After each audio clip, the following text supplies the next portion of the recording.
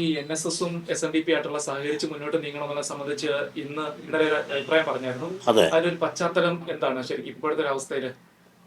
ഇന്നത്തെ കാലഘട്ടത്തിൽ എല്ലാവരും ഇപ്പോൾ ഐക്യത്തിൻ്റെ പാതയിലൂടെ സഞ്ചരിച്ചുകൊണ്ടിരിക്കുകയാണ്. പണ്ട് തൊട്ട് തന്നെ SNDP ഉയർത്തിയ വലിയൊരു ആശയമാണ് നായാടി തൊട്ട് നമ്പൂതിരി വരെ ഉള്ള സമുദായത്തിൻ്റെ ഒരു കൂട്ടായ്മ. ഒരു സമുദായത്തിൻ്റെ അവകാശങ്ങൾ പിടിച്ചു പറ്റാനല്ല, അവരുടെ അവകാശങ്ങൾ നിഷേധിക്കാനല്ല. ആ കൂട്ടായ്മ അനിവാര്യം.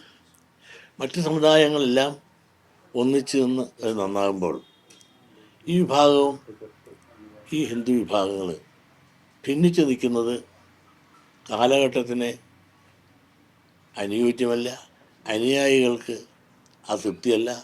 ആ അനുയായികളായ ആളുകളെല്ലാം തന്നെ യോജിപ്പ് ആഗ്രഹിക്കുന്നു എന്നുള്ള ഒരു സത്യം നിലനിൽക്കുന്നു.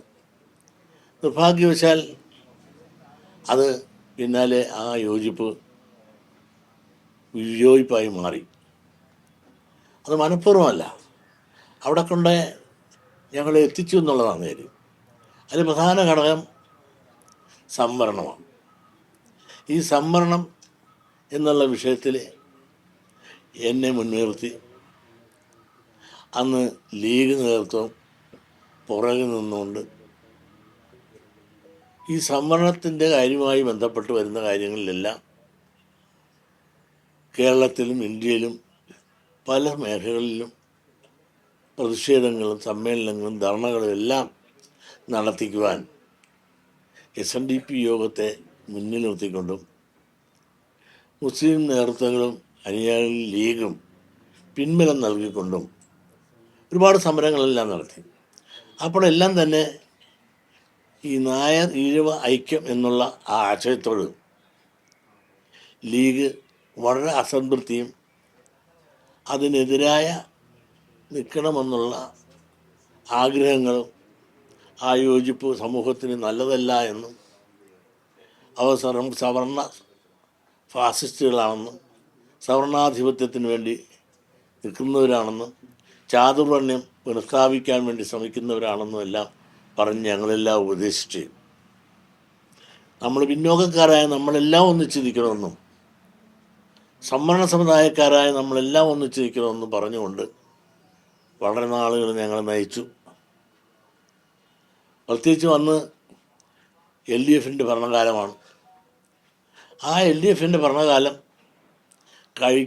കഴിഞ്ഞ് അവരെ ഇറക്കി നമ്മുടെ ഭരണം വരുമെന്ന്, അന്നിതെല്ലാം നമ്മുടെ പോരായ്മകളെല്ലാം പരിഹരിച്ചുകൊണ്ട് പരിഹാരമുണ്ടാകുമെന്നും എല്ലാം ഉറപ്പ് തന്നുകൊണ്ടാണ് മുൻപോട്ട് പോയെങ്കിലും ഭരണം പോയി. UDF ഭരണത്തിൽ വന്നു, LDF പോയി. പക്ഷേ അന്ന് ഉന്നയിച്ച ഒരു കാര്യങ്ങളും സംവരണ കാര്യത്തിൽ ഒരു ചുക്കും അവർക്ക് ചെയ്യാൻ സാധിച്ചില്ല. ഇനിയൊരു സംവരണത്തിൻ്റെ കാര്യം പറഞ്ഞ് മുമ്പോട്ട് പോയിട്ടും കാര്യമില്ല. ആ സാമ്പത്തിക സംവരണത്തിൽ തന്നെ ഇന്ന് വെണ്ണപ്പാളി കൂടെ വന്നപ്പോൾ അതിൻ്റെ പ്രസക്തി ഇല്ലാതായി. അപ്പോൾ ഈ സംവരണം പറഞ്ഞുകൊണ്ട് എന്നെ കൊണ്ടുനടന്നു. ഞാനതിൻ്റെ പുറകെ പോയി എന്നുള്ള സത്യമാണ്.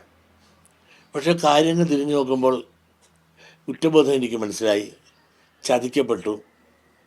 UDF ആണ് ചതിച്ചതെന്ന് ഇന്ന് ചില പത്രത്തിലുണ്ട്. അന്ന് ഞാൻ അങ്ങനെ പറഞ്ഞിട്ടില്ല. ഞങ്ങളെ NSS SNDP ആയിട്ട് തെറ്റിച്ചതിൻ്റെ പ്രധാന കണ്ണി ലീഗ് നേതൃത്വമാണ്.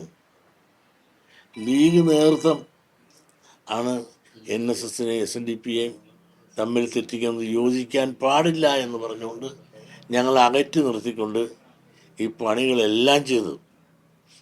അപ്പോഴും അവരെല്ലാം യോജിച്ചു നിന്നുകൊണ്ട് ഭരണത്തിൽ വന്നിട്ട് ഒരു പരിഗണന തന്നില്ല. അവർ തന്നെ ഇപ്പോൾ പറഞ്ഞില്ല, കോളേജിൽ ഞങ്ങൾ അപേക്ഷ കൊടുത്തില്ലെന്ന്. പിന്നെ അപേക്ഷ കൊടുക്കാന്നിട്ടാണ് അവർ ഒരെണ്ണം തന്നല്ലോ ഞങ്ങൾക്ക്.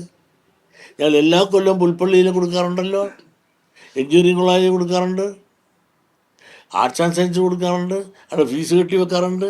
ഇതെല്ലാം നോക്കും, വരും, പരിശോധിക്കും, പോകും.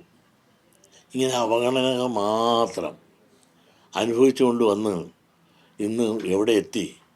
ഇന്ന് ഭൂരിപക്ഷ സമുദായത്തിൻ്റെ ഐക്യം മാത്രമല്ല, നായാടി തൊട്ട് ഇന്ന് നസ്രാണികൾ വരെയുള്ള ഒരു യോജിപ്പ് അനിവാര്യമാണെന്ന ചിന്തയിലേക്ക് കാര്യങ്ങളെത്തി.